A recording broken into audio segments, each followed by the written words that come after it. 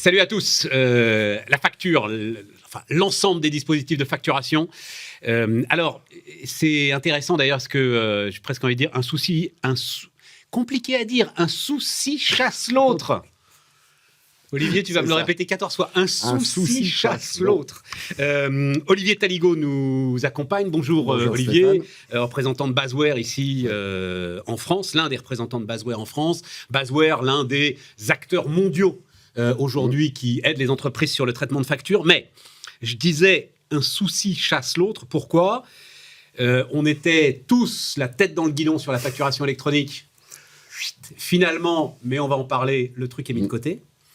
Et ça permet à Basware de se concentrer maintenant peut-être davantage sur la lutte contre la fraude. Ça m'intéresse beaucoup, ça, Olivier. Absolument, Stéphane. En fait, effectivement, on a beaucoup parlé depuis des années, et très récemment avec la réglementation en France, de l'importance, effectivement, de la facturation électronique, du fait qu'elle réponde aux obligations réglementaires. On va y retourner après. Voilà. Mais on oublie une chose également, c'est qu'aujourd'hui, plus de 70%, et ça c'est une étude qui a été faite par JP Morgan, 70% des entreprises aujourd'hui sont victimes de fraude à la facture et au paiement.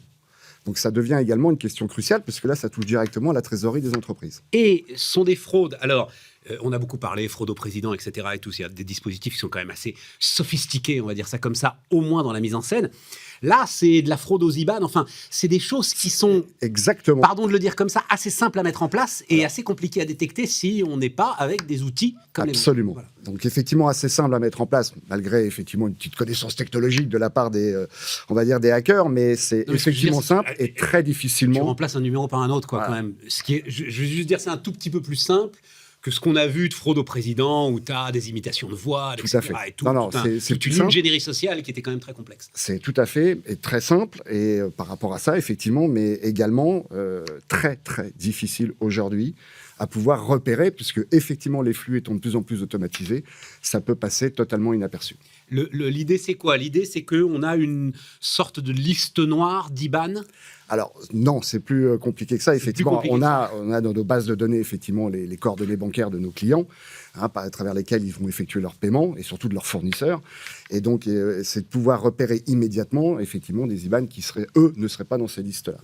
Donc, grâce aujourd'hui aux outils d'intelligence artificielle et de machine learning, on arrive à mettre en place ce genre de solution. Et d'ailleurs, Basware vient d'acquérir une société qui est experte dans ce domaine-là, qui s'appelle Glentus, et qui, effectivement, va nous permettre d'enrichir notre offre et de pouvoir offrir à nos clients une sécurité par rapport à la fraude à l'IBAN et à la fraude à la facture. Dimension indispensable aujourd'hui pour aujourd'hui, un spécialiste de la facture et du processus P2P. Ça reste, maintenant, aujourd'hui, c'est un problème qui, effectivement, touche de plus en plus de nos clients. Tu nous donnes une idée alors avant qu'on revienne sur la facture électronique, tu nous donnes une idée de ce que représente Basware aujourd'hui dans le monde du logiciel pour l'ensemble des directions comptables. Aujourd'hui, Basware est un des leaders incontestés, un leader global incontesté. On opère dans plus de 175 pays. On gère à peu près 170-180 millions de factures par an. Ça représente 850 milliards de transactions. C'est quand même assez impressionnant. On travaille avec des groupes comme DHL, on travaille avec des groupes comme Mercedes, avec HP, Vinci en France, Imerys ou Clarins. Ouais. Donc pour ne citer que, mais donc voilà, on a une base de clients extrêmement importante et surtout des acteurs qui travaillent sur l'ensemble des marchés, c'est-à-dire qu'ils ne travaillent pas sur leur marché domestique uniquement, mais effectivement qui opèrent grâce à nos solutions un peu partout à travers le globe. Voilà, parce que, alors il y a le sujet de la fraude, mais il y a aussi le sujet réglementaire. Absolument. Et le réglementaire aujourd'hui, alors il y a eu le sujet France, effectivement, qui nous a occupés et qui nous occupe toujours d'ailleurs, parce qu'attention, on n'abandonne pas, bien au contraire. Mais effectivement, vous savez que ça a été décalé maintenant donc à 2026. Si les choses ne changent pas d'ici là, on ne sait jamais. Je ne crois pas, moi. Mais voilà. Mais on verra après. Néanmoins, la plupart des pays du monde, maintenant, passent justement sur un système qu'on appelle de contrôle clearance, c'est-à-dire qu'on contrôle la facture a priori plutôt qu'a posteriori. Tout ça dans l'idée, effectivement, de pouvoir récupérer la TVA de manière optimum par les différentes administrations fiscales. Alors, effectivement, mais aussi accélération des délais de paiement, mais aussi, voilà. On en a beaucoup parlé ensemble, Olivier, ce sujet, alors ça va peut-être vous sembler paradoxal, mais en fait est passionnant.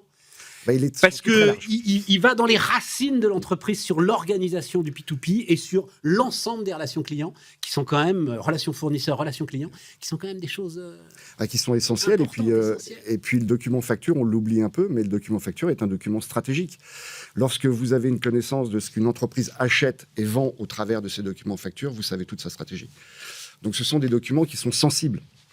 Donc non seulement effectivement en termes organisationnels, mais même au niveau business, ça reste un document extrêmement sensible. Et c'est là aussi où il y a besoin d'outils comme les vôtres. C'est-à-dire que, alors d'ailleurs les chiffres sont impressionnants, hein, alors c'est vous qui le dites, hein, mais en gros un comptable équipé de Basware peut traiter 50 à 60 000 factures par an. Ouais, tout à fait.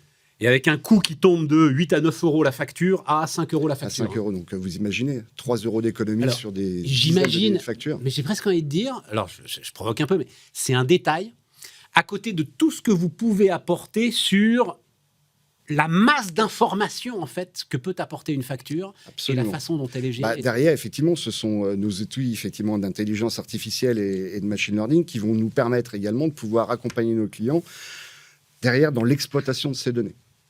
Et ça aussi, c'est extrêmement important pour une entreprise. Vous doutez bien qu'elle a besoin de savoir ce qu'elle dépense et puis ce qu'elle facture. Exactement. Forcément. Exactement. Donc derrière, pour tout le processus de comptabilisation, le document facture est un document essentiel. Donc plus on peut le traiter de manière rapide et surtout sûre, donc à la fois au niveau des fraudes, mais également au niveau du traitement de la facture. Quand vous traitez une facture papier, ça peut prendre plusieurs jours, voire plusieurs semaines, pour que cette facture aille partout où elle doit aller, pour être validée, etc. Lorsque vous utilisez la solution Basware, on tombe à 24 heures maximum pour le traitement d'une facture. Du moment où le fournisseur l'a déposée sur notre plateforme et le moment où elle va être comptabilisée dans le système d'information du client, c'est 24 heures. Et donc on sait là que s'il y a encore des retards sur les délais de paiement, c'est que c'est vraiment de la mauvaise volonté de l'entreprise qui veut protéger sa trésorerie. Voilà, c'est absolument. Voilà. Donc, facturation électronique, tu me dis 2026, enfin Bercy dit 2026. Hein, alors aujourd'hui, 2026, on a les sénateurs qui ont voulu rapprocher un peu le délai à 2025, ils ont fait un abonnement en ce sens. Bon, on va voir s'il sera voté par l'Assemblée. Tu as suivi un petit peu le bug qu'il y a eu autour de la taxe d'habitation et cette histoire de demander à des enfants de 2 ans de payer la taxe d'habitation pour une résidence secondaire. 2026, on sera dans une ambiance quand même, qu'on le veuille ou non, pré-présidentielle. Ouais. L'ensemble, parce que c'est l'ensemble en fait des PME qui vont être d'une manière ou d'une autre impactés par la mise en place de ce truc-là. Moi, je me demande s'ils vont oser, quoi. Voilà. Et alors, si le gars va pas dire, bon, allez, on verra.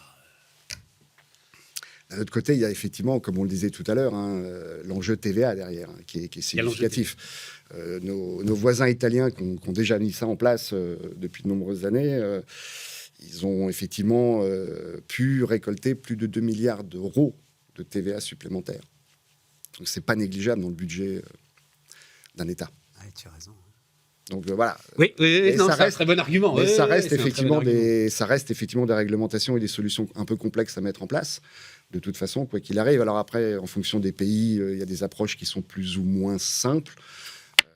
En France, on a voulu couvrir, l'administration veut couvrir l'ensemble des acteurs et surtout leur permettre aussi, et on ne peut que le saluer, de mettre à disposition en particulier des petites entreprises une solution qui soit gratuite, donc qui non seulement leur apporte de la valeur, parce que ça va fluidifier également eux leur flux alors qu'ils étaient peu touchés par des solutions comme Basware, mais et de le faire de manière gratuite. C'est ce qui rend aussi le sujet un peu plus complexe. Bon, dernier mot, Olivier, j'imagine, intelligence artificielle à tous les étages, accélération des développements grâce à l'intelligence artificielle. Ça fait déjà plusieurs années que Basware a mis en place des outils d'intelligence artificielle, justement, pour pouvoir apporter toute la valeur ajoutée à nos clients dans le traitement de la facture, et en particulier éviter qu'on ait des factures en exception. C'était le but du jeu. Donc l'intelligence artificielle, oui, toujours.